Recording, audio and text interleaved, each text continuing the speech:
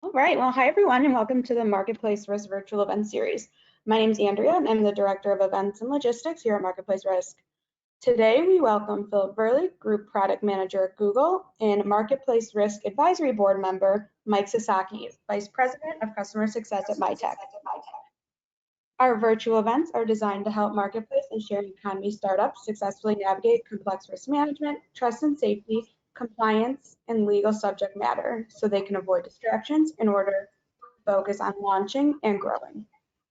Be sure to check out marketplacerisk.com to access hundreds of hours of content, including our master's program, platform podcast, and previous live events. And to subscribe to our newsletter where we keep you up to date on everything, including our Sharing Economy Global Summit in London this fall. Thanks for joining to today's session. A couple housekeeping items. First, this webinar is being recorded, so the recording will be available for you to access on our website. Second, all attendees have listening capabilities only and are otherwise muted. And third, do submit your questions via the control panel. If we have time at the end, we'll answer as many as we can. If we don't get to your questions, feel free to email us at info@marketplacerisk.com and we'll get those questions answered. And now, without further ado, presenters, over to you. All right, thank you very much, Andrea, and thank you, Marketplace Risk, for hosting us today.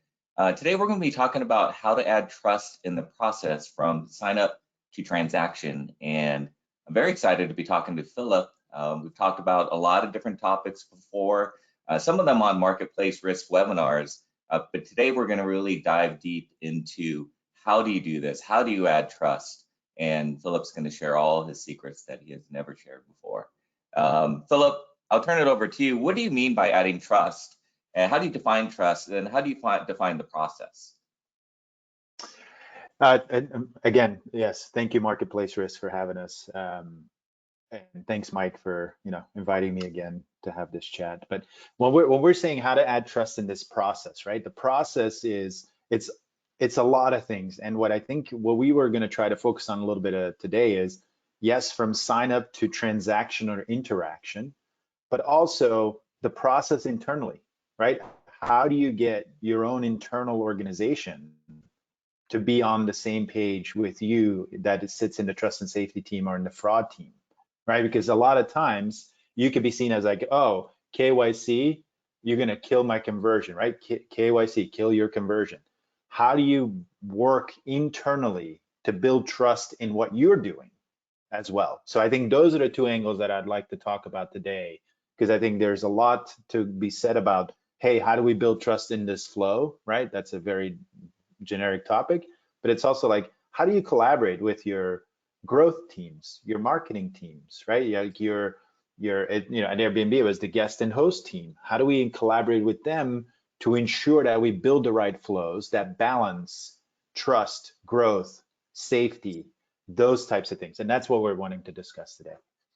Yeah, that's great. So, I've been at Mitek now 5+ years, worked with hundreds of customers, and been on the front lines with them. And there is a very big difference between a marketplace company and a bank, right? And that becomes very obvious when you start working with them, that growth is very important to marketplaces. Let's start there. So you're the first hire in trust and safety at a company. What is the playbook there? Where do you start? Yeah, you're gonna be in an echo. Hey, we need some help here, right? Like, because I'm sure the company is like, oh crap, we're growing so fast. We can no longer ignore the chargebacks, the refunds, the fraud losses, the bad stories. We got to get involved with trust and safety. We got to get in there with fraud. So I think it's very much like waves. Oh, we have a huge problem. Let's address it, right? And I think you, as a trust and safety professional, the fraud expert, you want to try to level that out where there's a real balance. We keep talking about this balance. You don't want to be in reactive mode. Oh, we have an incident. Let's tighten everything down. Let's let's put the screws on. What happens then? Hey, we're impacting our growth, right? What's going on? These fraud people, man, like they don't know what they're doing. We need to loosen that up, loosen it back down, and guess what? Fraud pops up again. So you have to find that balance. How do you find that balance? You find that balance by not just working in your silo. Oh, I got to fix my fraud issue. I got to fix my trust issue. You work with the partner teams, right? You collaborate with your growth, marketing, host, guest team, you name whatever your team is, the driver team, and figure out, hey, what is your threshold for friction? What is your threshold for reduction in conversions, right? I think that's the first conversation. You can't just go in there and say, oh, we're going to just tighten it down, forget about conversion, because then you're going to have these waves, right? And you're never going to be in a steady state. And so that's one of the first things you got to do is like, yes, focus on trying to turn down the volume on the fraud and the abuse, but don't just do that. Start the collaboration with these teams immediately, because that's going to set you up for long-term success. This is not a fraud tackles fraud by itself. This is a company problem. And you, as the person that is tasked with that, have to evangelize and convince your organization of that. Let me follow up with more of a how question. So, okay, that makes sense that you need to partner and you need to find allies within the company that are aligned. You're all aligned on the same goal. How do you do that? You know, how do you start? How do you get credibility? How do you lead? How do you partner with these different groups? What are these groups that you would typically need to partner with? First of all, Mike, you said one follow-up question. That was like 6. So I'm going to try to follow along with your 6 follow-up questions. Sub questions. But in seriousness, I think how do you build credibility? How do you start convincing folks that you kind of know what you're doing is you have to have a handle of the problem, right? And again, for me, every company I've been at, it's all about data, right? Can you get a handle of the metrics? We have a fraud problem. What does that mean, right? Like define the problem so everybody speaks the same language, right? What is our fraud problem? Our fraud problem is that we get a lot of fake signups that cause us to, have real bad conversions. Our problem is not the signups, but it's the actual activity afterwards the transaction happened.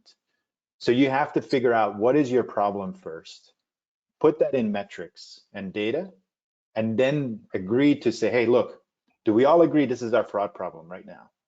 Okay, great. Do we all agree this is how we're going to measure it? Great.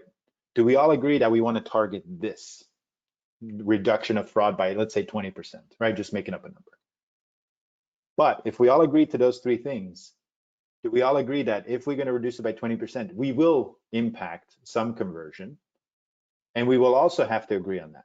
If you do not root it in metrics and data, everybody has an idea of what it could be, maybe is, should be, and you'll never get on the same page. Now, talking about metrics and data is a lot of lip service, right? Oh, metrics are important, data is important. You got to follow through. You have to be the one that drives that decision, that discussion about what the metrics are, where to find them, how to align on the same number for all of us. Because otherwise you'll keep talking about the similar thing, but you will not be on the same page. Getting people on the same page, I would say, is priority number 1. Yeah, and data can help with that. That makes a lot of sense. And where does the data sit in your experience? Is that something that you have complete control over? Is that a shared service? How do you get that prioritized, access to that data and the analysis? Great. Yeah, totally, right? That's, again, you're touching on what we're going to discuss, right? It's like it is not in one central place. It will be siloed.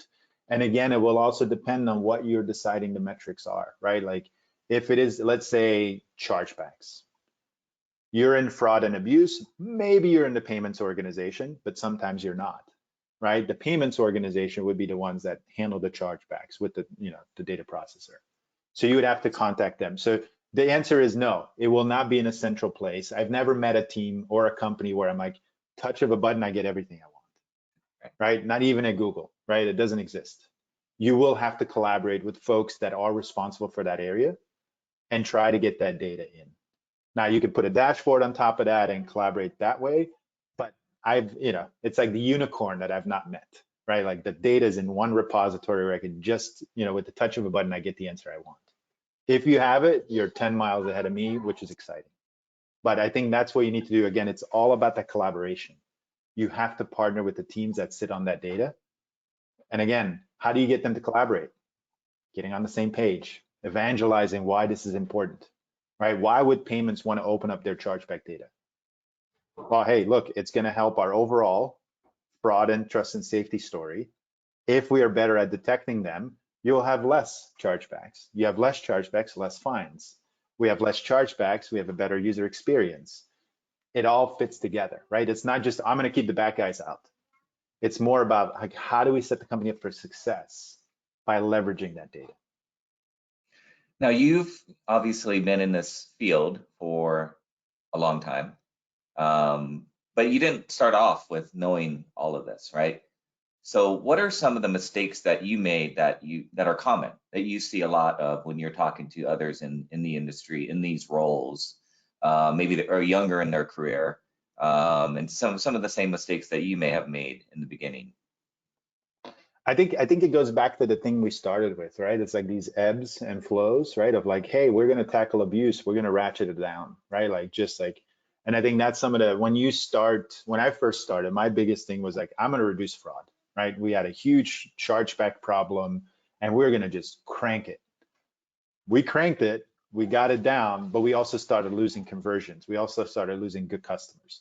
So even though you are the fraud, trust and safety, abuse prevention, whatever your title is, that's not just your job. Your job is to make the company successful. And you cannot just squeeze fraud and not have any consequences around it, right? You are still responsible that making sure that good growth is healthy and thriving while you ratchet down on the abuse. So I think that's something that I learned, a couple years in, is like, yes, I am the fraud guy, but I cannot just worry about fraud. I also got to figure out what is the user's experience when we do these things, because there's not a system that is 100% accurate, right? So if we are ratcheting down fraud, we know we're impacting good customers. How do you reduce that? How do you minimize the impact to good customers and have that balance? I think that's one of the big things, that the faster you get a handle of that, the better you'll be set up for success. And again, it comes with all these metrics and that data, right? It all ties together. It's not just, don't put the blinders on. I'm going to reduce fraud. And then all of a sudden, the best way to reduce fraud is take no transactions, right? Mm-hmm. Then there's zero fraud. My job's done, but we're all out of a job. So that doesn't help. Right, no conversions. Yeah. I mean, when we worked together, you're at Airbnb, I didn't see you as the fraud guy. I saw you as the identity enabling conversions of good customers guy, right? Would you make there are two questions. Would you make a distinction between the identity person and the fraud person? And then when you get that reputation at a company as the fraud person or the identity person or the conversion person, like which one would you want to be? Which one is best at a marketplace? CEO, but I don't think that was part of the list, right? But I think what you want to be is you want to be seen as an expert in your field, right? And that you're coming armed with real tangible information. You have real solutions, and you have thought through what is the impact to good users and bad users, right? And for me, one of the things that was really exciting about joining Airbnb, I had previously focused the last 4 or 5 years on regulatory payments compliance. And identity was used to check a box, right? I checked that as a name, an address, a date of birth, a social security number, a government issued ID, so I can open a bank account, so I can open a stored value account. That's cookie cutter, basic stuff. Using identity to build trust as the foundation of trust was super interesting and exciting to me, because as a marketplace, that's the number one thing you're selling, is trust in the platform. Why do you use DoorDash? Why do you use Turo? Why do you use Airbnb? Because you trust that they did something to vet the delivery driver, the restaurant, the guest, the host, the car owner, the car driver. All those folks have been somehow vetted and trusted by that platform, and now you're having these interactions. So for me, that was the next logical step, is like, identity is not just a checkbox function. It could actually be used as the foundation of trust. And I think that's the thing that you, again, if you're in this area, if you do your job on identity and you are very confident that you have the right information, then other teams, whether they're abuse, marketing, growth, you name it, can build on top of that, right? Again, if you have a great identity in place, run a background check, run a sanctions check, run a money laundering check. But if you have garbage data, you're going to have garbage checks. And so I think that's, a long-winded way of me saying that. Be the expert in your field, but have that vision that you're not just in that silo. You have to account for good users, bad users, growth, reducing fraud. You're much more broad versus I am going to tackle fraud and reduce it by 3%, no matter what happens. I should have mentioned this in the beginning, but to the attendees, if you have any questions, feel free to add them, I think, in the chat, and we'll get to them as we go along.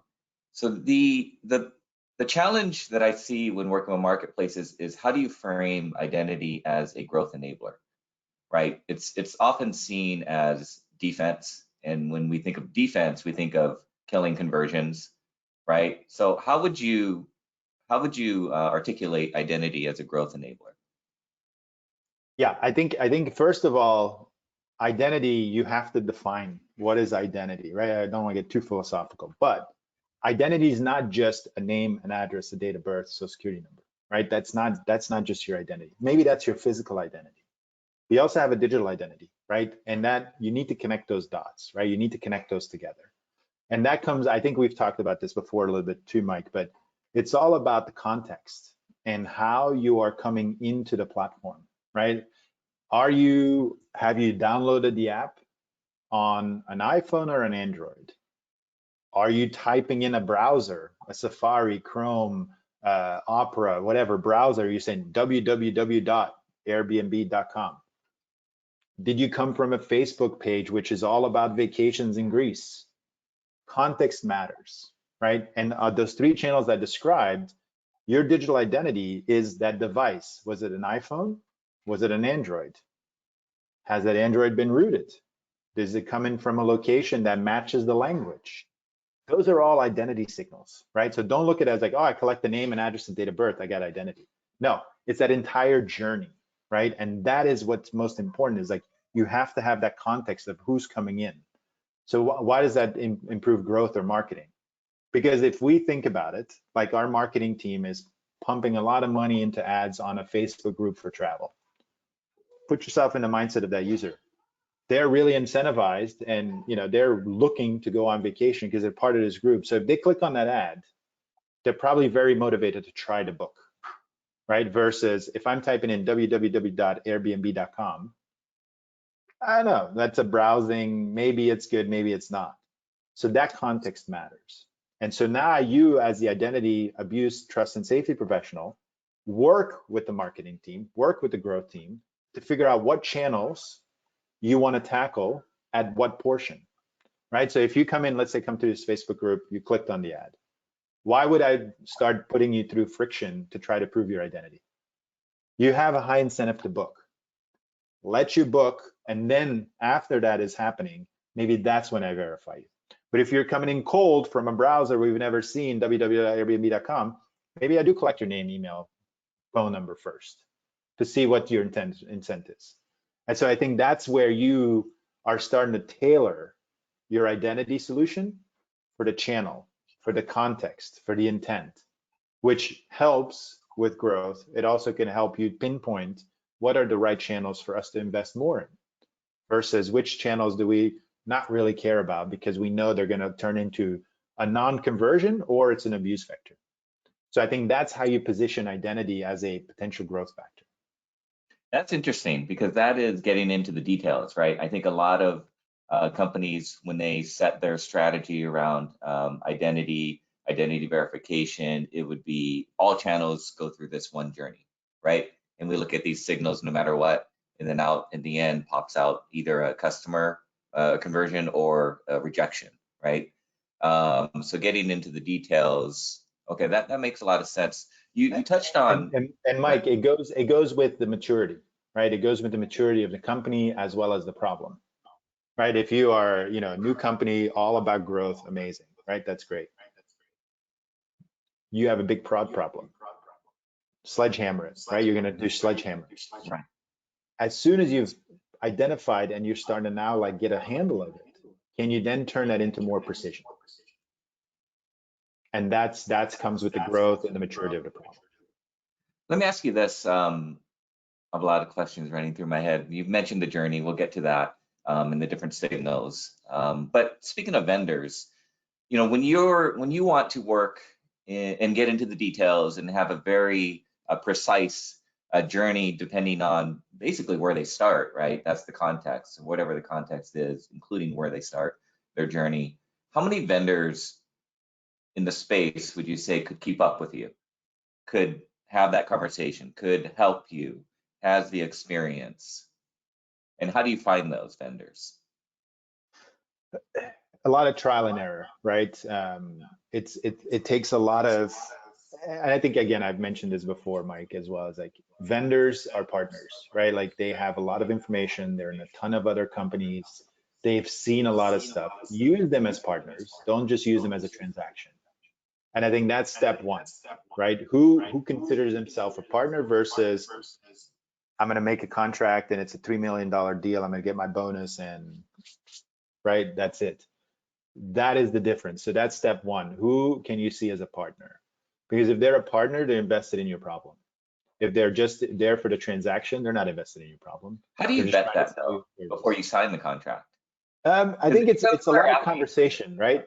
I think it's conversation. It's like a lot of conversation. It's who's showing up to these things, right?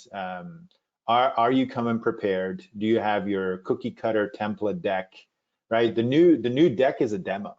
So if you're not showing me a demo of how your stuff works, I'm gonna get a little concerned, right? Like, why aren't you showing me what it works like? So I think it's that engagement. How you showing up for the issue? Do you know what you're talking about? Right? The thing that drives me the most crazy is, oh, we do this for the banks. Guess what? I'm not a bank, right? Like that does not work. If those are the first 3 sentences out of your mouth, then I know what I'm dealing with. This does not work because we're not a bank. We don't have the budget of a bank. We don't have the same incentive as a bank. We don't have the same problems as a bank. So you just got to pick up on that, right? And will you do that the first 2-3 times? Probably not. But you'll get better at it. You'll start figuring out what are the questions you really want to ask, and what type of answers are you looking for. I know it's a little vague, but there's really no science to this. Right. It wasn't vague. I think I know I have a follow-up question. So the products, okay, you get demos, the products look good. There's 3 or 4, right? They all look good. How can you vet the amount of, or I guess the value they're going to bring with their customer success team, with their domain knowledge, with their industry knowledge, right? So, and then also you always pushed us or asked us the question, what are the other customers doing of yours, right? What fraud are they seeing? What do their flows look like, right? That type of stuff. So how do you vet that beyond the product, I guess? Because there's a lot of value beyond the product that a company, a vendor, a partner needs to bring. Yeah, I think there the one way you can kind of touch on that again, or like try to figure out, make some sort of assessments, is testing, right? Like do a test. If you're able to do a data test, do it, right? Because you will see a lot come out of that, or you will see nothing come out of that, and you know exactly what you're going to get, right? I can send you a file, and I know that you took that serious because of the way, one, your responsiveness, the result coming back, and the analysis you've done, right? Like those 3 things will tell me a lot about like what's behind the curtain, right? Because if you are just giving me vanilla stuff back, then I know again that I'm not going to get a ton out of you. But if you put the time in to do a real analysis and you come and say, hey, you know what? You sent us a bunch of French IDs. These are new. We just don't have them yet, but we're working on getting them. Be transparent, right? Like, oh, the file was probably shitty, right? Like it was a shitty file, like, something went wrong. It's about how, again, you as that vendor, are you seeing yourself as a partner in this problem? And if you have that mindset, you're going to try to want to solve things versus just giving an answer. Does that make sense? Yeah, it does. I mean, you and we've worked together a lot, and I know I know your bar is high when working with partners, very high. So It is and it isn't, right? It's like, hey, you know what? Yeah, take a little bit of interest. Yes, I will throw money at you, but at least, pretend you know what you're doing and, part yeah, of I it. shouldn't say very high. It was very realistic It's a and very, basic, it's a basic it bar. I was, guess maybe it's high. yeah. Yeah, I agree, and I think it's it just for me it just kind of it communicated what your experience is with others. That's what it was, right? When you worked with us, I could tell what your experience was with others. Before I get into signals, Andrew, I don't know if we have any questions. I have plenty, but wanted to see if there's any questions in the chat. Yeah, we've actually gotten a few. First question is, what's your strategy working with customers that are trying to keep the balance between user experience and fraud preventing?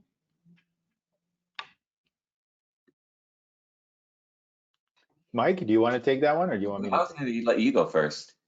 Yeah, I think we've talked a little bit about it already, but it is defining that problem, right? What is your fraud problem? What is that problem you're facing? Because it sounds stupid, like, oh, define the problem. But actually, if you don't, you will not know that everybody understands it and is discussing the same exact thing. So going very basic about our fraud problem is X. That has a Y impact on our metric. And we're going to make the impact Z. Those three things, clearly defining them and boxing them, that is probably the number one thing. Then you can tackle the problem itself. And you can also start figuring out, okay, well, how does that impact good use? How does that impact the growth factor? But if you don't define it, and you're going to just sledgehammer it, you will have some casualties, and those casualties will be growth and good consumers who will complain, and are your executive team like, oh, what happened? We have a 2% dip in growth. Fraud zero, right? You got to find that balance. If you don't get on the same page there, you'll never get there, and you'll always be seen as a conversion killer, or like, oh, this fraud thing is ridiculous. Get on the same page with that data. Yeah, I would say, and I think Philip, you're probably gonna have something to add on to this, but I would say that you need to lean on your partners, your vendors.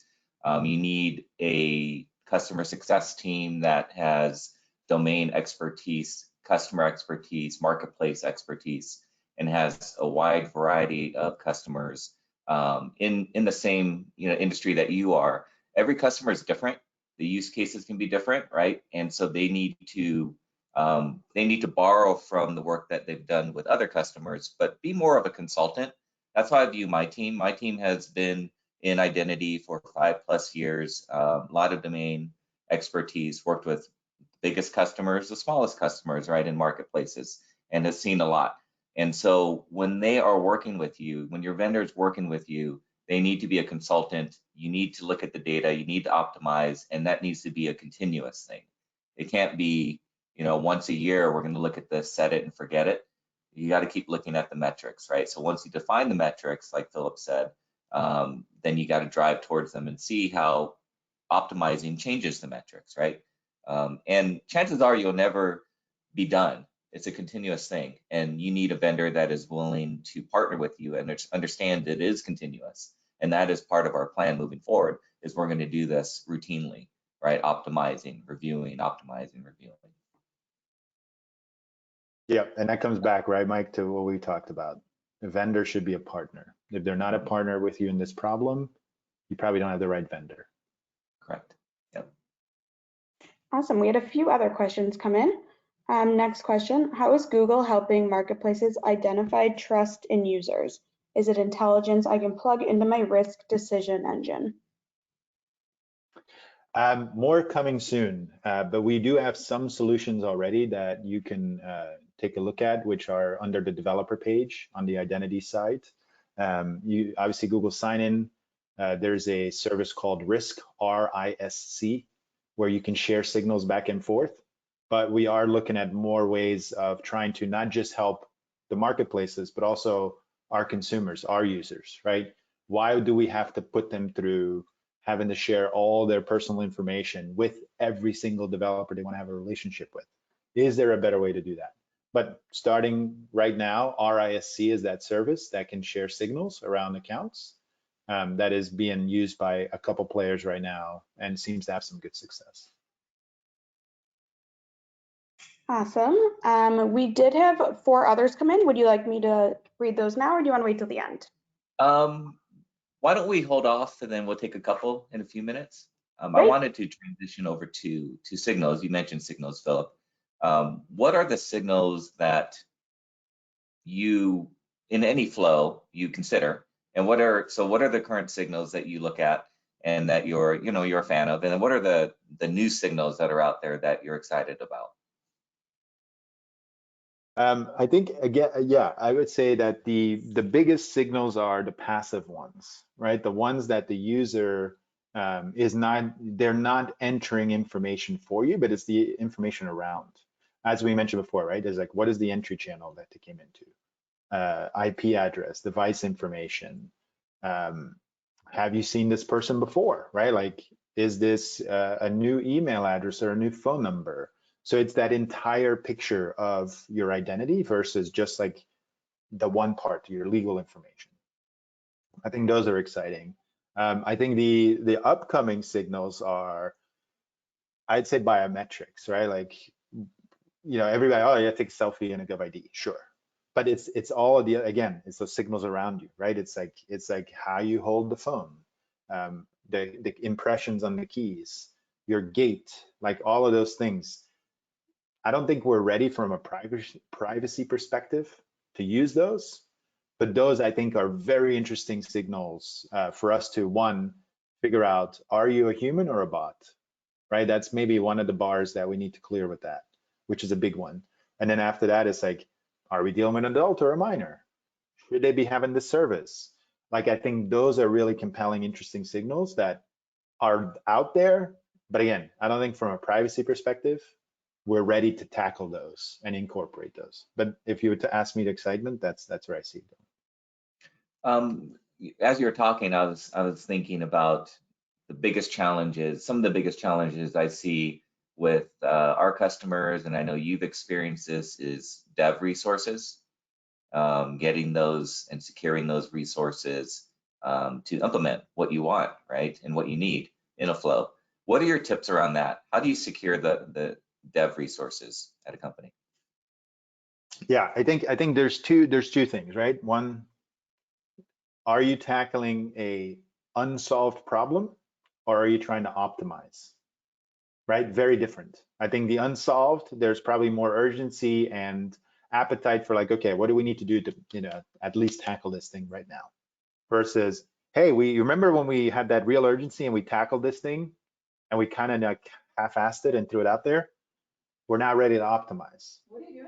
I think the first one, very simple, right? Lots of fraud, kill it off, let's go do it. Optimization comes back to, again, what we've mentioned before is data. What is that data point you are going to get everybody to rally around? So, hey, look, my optimization, let's take the example of Airbnb, right? We had one vendor in place for government ID, and we said, hey, you know what? The performance is just not there. We believe that we can convert 5% more. I'm just making these numbers up. 5% more customers. If we can convert 5% more customers, that means 10 bookings an hour. That means $1,000 an hour. Again, just making numbers up. But quantifying the impact of your optimization, of bringing that vendor in, what are they going to do for you? What are they bringing to the bottom line? I think that, again, is rooted in that. If you can get everybody to align to that number, then it's like, hey, look, if you do this, if we invest 3 resources for next 9 months, we believe that in the next 18 months, we'll have paid this off 3x. That's really hard to say no to, right? But again, if you're like, hey, I want to optimize because it's a better experience, be like, sure, great. But I have 17 other things that I need to work on as well. Tell me why I should work on this. So come with that story, come with that compelling argument that it will reduce abuse, but it also helps in the good user experience. Because as much as we as fraud professionals, identity professionals want to believe that we're the center of the universe, wink, wink, we are. Executive teams looking more for the whole picture. which the whole picture is a great experience. And a great experience all ends in getting customers through that funnel. And if you're in the way of that and you don't have a good argument for that, growth trumps everything. And then if you can show the ROI, yeah, that makes sense. Exactly. Andrea, I'll turn it over to you. We can take a couple more questions here. Awesome. Next question we received. Expanding on what you said, curious to know more about how you determine where and when to use different types of verification, data versus document versus biometrics versus bank, etc. Yeah, it's a great question. It's all about the context, right? What is the context of the journey? Imagine you have, download an app. If upon download, you open the app and the first thing you ask for is name, address, date of birth, social security number, government issued ID, selfie, guess what, right? People are gonna be uninstalling that app. So it's all about that context. Where do you apply that friction? And that ties into, again, what channel did they come into? What part of the journey are they in? Can you go with the idea that after you're about ready to be done with a booking or a transaction, that's when you do one more last step. Oh, one last step, give us some more information. So you have to figure out where this fits in your flow to try to figure out what is that right point to, again, make that conversion, and also trying to find the right people to exclude from the flow as well as put through the flow. So again, it's all about that context and where you put it in the journey. I don't know, Mike, if you want to add something to that. Yeah, I will. I would add that you don't have to do this by yourself. So go to your vendor, go to your partner, even if you're shopping around for vendors or partners. If you came to Mitek and said, this is the desired outcome I want, right? These are the metrics that I need to hit. What's the ideal flow, right? And we would be able to map that out based on the experience that we've had with other customers that have the same desired outcome in the same industry. And we would start there, right? And so that's probably one of the things you want to do in the sales cycle is ask your vendors those types of questions. Are they an expert in their product? Are they an expert in customer onboarding and all the different signals that play into customer onboarding, right? That use case. So that's what I would do. I wouldn't start to try to solve this by yourself. I would rely on the experts, and you'll very quickly understand who are the experts in this field, right? And that will help you with your vendor selection too. See you nodding your head, Philip. You agree? No, I don't disagree at all. I think that totally makes sense. You as again, when you're working at one of these companies, as an abuse, trust and safety, whatever professional, understand you don't know all the answers. To this day, I don't know all the answers. Believe me. Find that connection, find that network of people you can trust and work with to try to solve this problem, right? Don't try to go at it alone. If you do that, you'll just run into walls and get frustrated, and you probably won't do a good job, right? And you have all these signals that you're paying for, and it's exactly how do you orchestrate all this? And then all of a sudden, people are going to come asking, "Hey, we got trust and safety is becoming our biggest budget item, right? It's a loss leader for us." All of a sudden, that becomes an issue, right? So make sure, find that network, find the people you can trust, listen, learn. That's the only way you're going to get this done. Andrea, we'll take one more question, and then I want to end with Philip, your perspective on current fraud trends in the marketplace and then future. Perfect. One more question I'll feed. How does Google use Mitek? We don't.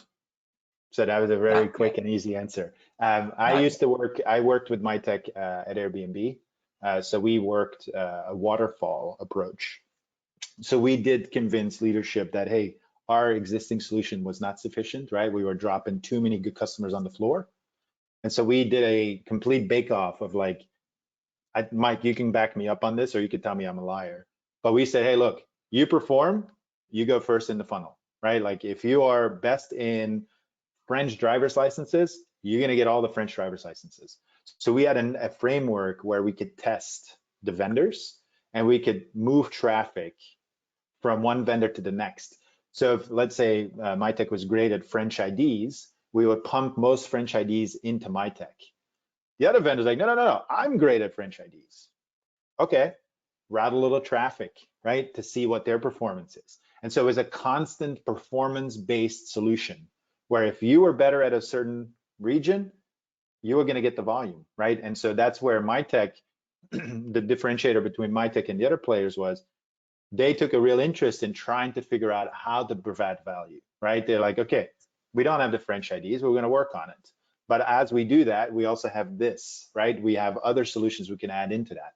So bring in that perspective. And but for us, it was very experimental, which Airbnb is. And so that was very helpful in having this waterfall that we can constantly monitor, tweak, and tune.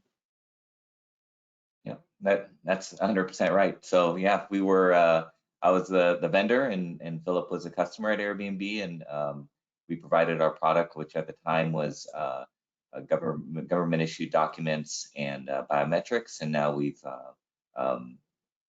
launched our MyVIP platform, which is more of a platform that allows companies our customers to orchestrate it themselves, run those tests very easily. And so that's exciting. That's the future for us. But yeah, at Airbnb, we were the identity verification provider. And Mike, I'll share the story with the audience. Oh man. Mitek came in and they're like, oh, we could do 150 fraud checks on a document. It's bank certified and this and that. And I said, I don't give a shit. I need to get IDs through. And instead of Mitek going into a shell and like, oh, they're like, okay, what can we do? What do you need? What do you want? So that's how the relationship started, from vendor to partner. And so I think, again, that's where we really connected on that. And that's when Mike's team took more over from sales and helped us figure out what that journey could look like, what that should be, where should we make the cut on what we should look on the document versus, hey, you could walk into a bank now with this ID. We didn't need that, right? We just needed that conversion. We need to feel confident that we're dealing with an adult, that we have good information we can run these checks on, versus it's definitely not a fraud because we've done 500 checks on it and we have 3 people that used to work on border security that looked at it as well. We didn't need all that. Yep, that's right. That's where understanding the desired outcome of the customer comes into play, and you can drive towards that. And we did work together quite a bit in ensuring that happened and that you hit all your numbers as well. Andrea, did you have one more question? Yeah, we actually have 2 more. If you want, I can feed one in now and wait till the end for the other. Is there an end goal to this effort, or is it ongoing and iterative? If so, how do you convince other teams to commit to this ongoing effort? It never ends, right? It never ends, which is job security as well, but it never ends, right? Because again, let's say you have a sign up problem, right? You are really having too easy to get signed up and to get in the system. You're going to squeeze that. You're going to pull that lever and say, I'm going to really tighten down my sign up. Guess what's going to happen? They're going to go account takeover, right? Because now the seeded accounts that are already there are much easier to take over and do the fraud with. So this is a constant battle. This will never end, right? You have to just try to find that balance between all the levers you're pulling, right? Is it an account takeover problem? Is it a sign up problem? Is it a transactional problem? All of those things are gonna constantly move, because just as you and everybody on this call is a professional in this space, you're working against professionals this is their job, right? This is how they make money, by defrauding you. So if you're gonna squeeze them on one way, they're gonna try to find another way. So it's an ongoing journey that probably will never end. Yeah, and I would probably say that with an optimistic or positive tone, that it is ongoing, it is continuous, but it doesn't have to be on you, the individual or your team. Rely on your partners. How are we doing? Where can I get uplift? Where is the fraud coming from, right? And if they don't have answers, you have the wrong vendor. You should have a partner that is excited to have that conversation, actually knocking down your door to try and have that conversation with you. Hey, we can get an uplift of 5% if we do this, right? We can bring fraud down if we do this. That type of conversation is super helpful for you and kind of relieves a lot of the burden and the work when you can have a vendor that is going to treat you like a partner. Andrew, we'll hold that question. I do want to get to Philip and get your view on current fraud trends in marketplaces and future fraud trends that marketplaces need to be thinking about? Yeah, I think I was thinking about this as we were talking about the other piece, but it's like the whole analogy, right? Hey, if you're in a group, you don't have to outrun the bear. You just got to be faster than one person in that group, right? And I think that's the same thing with marketplaces is you don't have to be the ultimate farthest ahead, but just do the basics right, right? Like don't make it so easy for you to become that target, right? Try not to be the target. Don't make stupid mistakes by, oh, I'm in the stored value business. I'm going to take credit cards to load these up. Guess what? You're going to get nailed with chargebacks, right? Because that's one of the easiest ways to defraud. So just don't make silly mistakes like that. What is happening now? Guess who's the slowest? The government, right? The government is getting eaten alive with all of this abuse on all of these relief funds, right? Like it's just been ridiculous. So I'm not saying we've skated by not having that much abuse, but I think once that is tightened down, it's finished, fraudsters will be starting to look for their next targets, right? So be prepared for another wave coming of all of this after I say after the pandemic ends, who the hell knows? But once all of these relief funds have been finished and all of that abuse has been tapped out, guess what? They're going to come looking, right? So please be ready for that. Don't make those silly mistakes. What do I see future-wise? Digitization, right? Digitization of the world. Like everything is going digital. Your identity, your interactions, your transactions. And how do you become more and more confident that you are dealing with a real human versus a non-human, right? Are you, in the credit bureau world, synthetic identities versus non-synthetic identities? For marketplaces and sharing accounts, it's even more simple than that. It's like, is this a bot farm in Vietnam creating accounts for me, or is this an actual person interested in my service? I think so. Those are some of the things that are going to become more and more crucial as more of the world digitizes. When is the next? Where do you look to get the information on the fraud trends that are coming up? And then when is the next secret identity expert meeting in the Bay Area? Is it the Identirati? Yeah. I can't tell you that, but I think again, right? I think as we both mentioned, work with your vendors, right? They have a lot of insights. This is their job as well, is to try to figure out what is next. What are you seeing across your clients? What are you able to share with us that could be helpful? Secondly, I would say look at, publications, newsletters that are out there that are really focused on identity.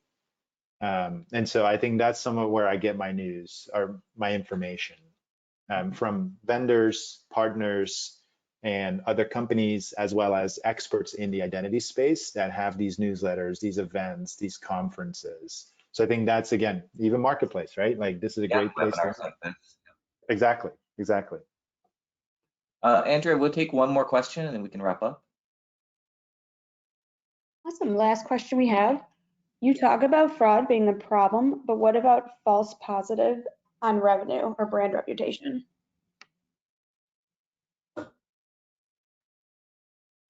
I'm assuming what that means is that when you are killing a conversion, basically, right? Like you are thinking somebody's abusive, and you're actually, denied their transaction because they look fishy and suspicious.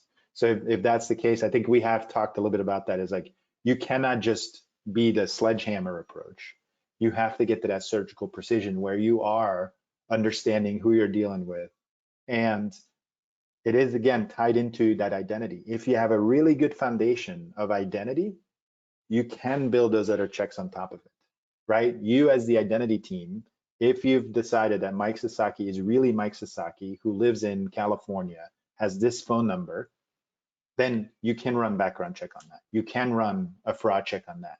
You can run all of these checks on that, which is not just to prevent abuse, but it can also identify those potential false positive and put them over the hump to be like, oh, they have a really good identity. It looked a little fishy, but because the identity is so strong, maybe I will let it go. So I think it is that combination of all those factors. Yeah, and I would say that the conversions is as important as fighting fraud, and in some cases, depending on how, the marketplace company, it's even more important at certain points for sure. So definitely convergence is as important as fighting fraud marketplaces. Okay, so I think that we're almost at the hour here. Philip, can't thank you enough. It's great to catch up and to chat with you and hear your thoughts on all things identity and fraud with marketplaces. I'm sure we'll do this again very soon, hopefully. Andrea, I'll pass it over to you to close this out. Amazing. Well, thank you so much for taking the time. And everyone, if you have questions or we didn't get to yours, you can email us at info@marketplacerisk.com. Also, if you're interested in presenting at the Sharing Economy Global Summit in London, please send us an email. Thank you everyone for attending today. Check out marketplacerisk.com to access this recording, along with hundreds of hours of content, and to subscribe to our newsletter and stay up to date on all events. I hope everyone has a great day. Thank you. Great, thank you. Bye-bye.